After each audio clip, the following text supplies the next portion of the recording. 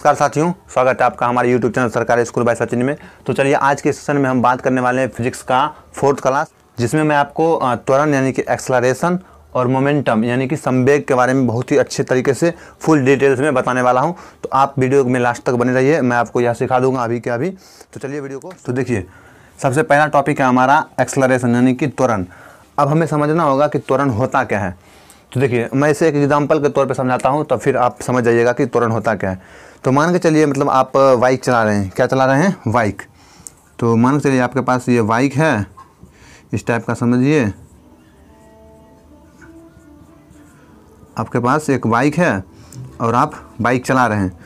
अब क्या देखिए, त्वरण होता क्या है? त्वरण यानी कि एक्सेलरेशन यानी कि मतलब आपका वो वेग परिवर्तन हो जाएगा। वेग परिवर्तन मीन्स यानी कि अगर आप पहले 40 किलोमीटर के स्पीड से चल रहे थे, तो आप क्या हो सकता है, या तो आप स्पीड को बढ़ा सकते हैं, या तो 60 किलोमीटर प्रति घंटा कर सकते हैं, या तो आप घटा सकते हैं यानी कि 20 किलोमीटर प्रति घंटा कर सकते हैं। यानी कि त्वरण का परिभाषा भी होता है कि मतलब वेग में परिवर्तन की दर को त्वरण कहते हैं। तो यानी कि वेग में क्या होगा? परिवर्तन होगा। अब जो इससे पहले मैंने आपको बता दिया कि वेग क्या होता है। तो वेग का भी परिभाषा मैं बोल देता हूँ कि क्या होता है। विस्थापन यानी कि विस्थापन बटे समय, यानी कि जब भी कोई वस्तु एक जगह से उठकर दूसरे जगह जाती है, यानी कि प्रारंभिक बिंदु से अंतिम बिंदु के बीच की दूरी विस्थापन होती है। तो वहाँ पर क्या होता है, वस्तु विस्थापित हो जाता है, तो वही होता है विस्थापन। और इसमें क्या होता है परिभाषा इसका त्वरण का, कि वेग में परिवर्तन की दर, यानी कि उसका वेग बदल जाएगा, यानी कि उसका वेग चेंज हो जाएगा। तो अब यहाँ थी वस्तु, यहाँ थी, फिर थोड़ी दूर आगे जाएगी, या तो वह मतलब अपने स्पीड को घटा लेगी या तो स्पीड को बढ़ा लेगी। तो क्या होगा, उसका वेग परिवर्तन हो जाएगा। तो जब भी वेग परिवर्तन होगा तो उसमें कुछ समय लगेगा। तो इसलिए इसका परिभाषा होता है कि वेग में परिवर्तन की दर को त्वरण कहते हैं। तो आप इसे इस प्रकार भी लिख सकते हैं कि एकांक समय में वस्तु के वेग में परिवर्तन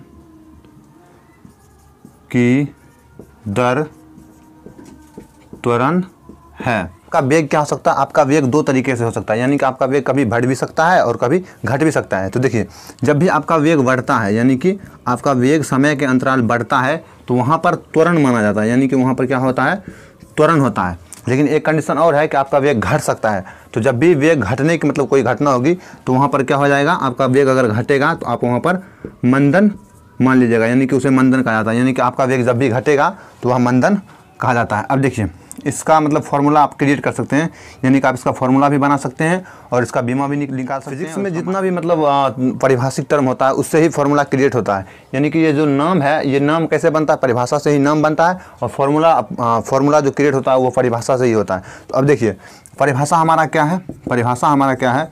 यानी कि जब हम त्वरण का अगर फॉर्मूला क्रिएट करेंगे तो क्या होगा? परिभाषा है हमारा एकांक समय। एकांक समय मीन्स क्या? समय को मतलब नीचे रखा जाता है, यानी कि समय मतलब उसमें कुछ समय लगेगा। एकांक समय मीन्स कि उसमें कुछ समय लगेगा। तो मान चलिए मैंने समय को लिया नीचे, एकांक समय। अब देखिए, वस्तु के वेग में परिवर्तन, यानी कि वस्तु के वेग में चेंज होगा। तो मैं यहाँ पर लिखता हूँ वस्तु के वेग में परिवर्तन ही, वस्तु के वेग में परिवर्तन। अब देखिए, इसका फॉर्मूला पहले क्रिएट कर लिया। त्वरण को किससे सूचित करते हैं? ए से। अब देखिए, यहाँ पर क्या हो रहा है, यहाँ पे वस्तु के वेग में परिवर्तन हो रहा है, यानी कि उसका वेग पहले कुछ रहा होगा, फिर बाद में चेंज हुआ होगा। तो यानी कि उसका प्रारंभिक वेग भी वस्तु के मतलब दो वेग हो सकता है वहाँ पर, एक प्रारंभिक वेग और एक अंतिम वेग। अब देखिए, प्रारंभिक वेग को हम सूचित करते हैं यू से। आप इसे लिख लेंगे, यानी कि प्रारंभिक वेग और वी को अंतिम वेग। आप इसे साइड में लिख लेंगे। अब देखिए, तो हम ए बराबर जब फॉर्मूला लिखेंगे तो क्या लिखेंगे? वस्तु के वेग में परिवर्तन। अब वेग में परिवर्तन कैसे चेंज होगा? यानी कि उसका वेग पहले कुछ रहा होगा, फिर बाद में जाकर कुछ चेंज होकर आया होगा। तो इसे इस प्रकार समझिए, यानी कि उसका वेग अगर पहले 40 था, 40 किलोमीटर, और बाद में अगर 60 हो गया, तो हम उसके परिवर्तन को कैसे निकालेंगे? देखिए, 40 से 60 हो गया, लेकिन इसमें के बीच हम जानते हैं कि 20 बढ़ा है। लेकिन जब 20 बढ़ा है तो ये कैसे बढ़ा है? उसका फॉर्मूला होता है कि लास्ट वाले में से पहले वाले को घटाइए, यानी कि अंतिम वेग में से प्रारंभिक वेग को घटाइए। तो यहाँ पर लिख सकते हैं ए बराबर भी माइनस यू बटे समय को किससे लिखेंगे? टी से। अब यहाँ से आप करिए, वो गुना वगैरह कॉन्मा कॉन्वी हो जाएगा, उसके बाद आपका फॉर्मूला क्रिएट हो जाएगा। अब देखिए कुछ नहीं तो नीचे 1 है, अब गुना करिए तो ये हो जाएगा AT बराबर V माइनस U। अब देखिए आप V को अलग कर लीजिए, तो इसको इधर भेजिएगा, ये माइनस की तरफ है, बराबर किस तरफ आएगा तो हो जाएगा प्लस में। आप इसे इस प्रकार भी लिख सकते हैं U प्लस AT बराबर V, यानी कि आपका फॉर्मूला बन जाएगा V बराबर U प्लस AT। आप यहाँ से और सारा फार्मूला भी निकाल क्रिएट कर सकते हैं। V को इधर मतलब यहाँ से 3-4 निकाल सकते हैं, A बराबर भी निकाल सकते हैं, T बराबर भी निकाल सकते हैं, V बराबर भी निकाल सकते हैं। तो आप उसे खुद से भी कर सकते हैं इधर उधर करके। अब देखिए इसका हम मात्रक भी निकालेंगे इसमें। अब इसका मात्रक निकालेंगे, मात्रक भी इसी से निकलेगा, इसी से मात्रक भी निकलेगा। तो देखिए यहाँ पे क्या है, यहाँ पे है A इक्वल टू V, यहाँ पे है A बराबर वेग में परिवर्तन, वेग में परिवर्तन बटे समय। तो यानी कि हम क्या लिखेंगे, त्वरण इक्वल टू वेग में परिवर्तन मीन्स क्या, तो हम इसका मात्रक लिखेंगे फिर इसका मात्रक लिखेंगे। तो वेग में परिवर्तन मीन्स क्या, यानी कि वेग में परिवर्तन, सबसे पहले वेग का निकाल लीजिए आप, क्या होता है वेग का, तो वेग का होता है क्या, विस्थापन, विस्थापन बटे समय।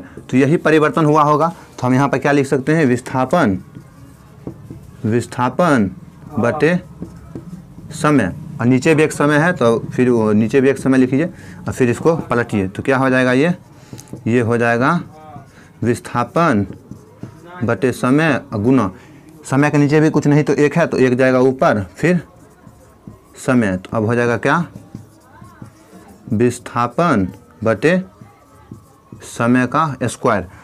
अब देखिए त्वरण से क्या लिख रहा है हमारा, यानी कि अब देखिए यहाँ से फॉर्मूला हमारा क्या बना, हमारा बना है त्वरण इक्वल टू विस्थापन बटे समय स्क्वायर। तो आप इसे जब कन्वर्ट करिएगा तो ये हो जाएगा, विस्थापन को किस में मापते हैं, मीटर में, तो यानी कि मीटर प्रति सेकंड स्क्वायर। अब इसका बीमा भी आप निकाल सकते हैं। बीमा निकालने के लिए आप 3 चीज़ को याद रखिए, m यानी कि मास, जब भी द्रव्यमान का बात होगा तो आप उसका बीमा क्या लिखेंगे, उसका बीमा लिखेंगे बड़ी वाली m, और लंबाई वाला बात होगा तो आप इसे L रखेंगे, और समय वाला बात होगा तो फिर आप उसे T रखेंगे। यानी कि इन तीनों को आप याद रखेंगे और इसी से आपका बीमा निकल जाएगा। अब देखिए ये क्या है, मीटर है, यानी कि लंबाई है, तो लंबाई को हम किस में व्यक्त करेंगे, L में, और समय को T में। तो ये हो जाएगा L बटे T स्क्वायर। तो जब आप इसे इस प्रकार लिखेंगे, L आप T को ऊपर रखिएगा तो क्या हो जाएगा, LT माइनस 2। तो यानी कि ये हो जाएगा इसका बीमा, और ये हो जाएगा इसका फॉर्मूला भी। और यहाँ से जो भी VVI टॉपिक है आप उसे छांट लेंगे।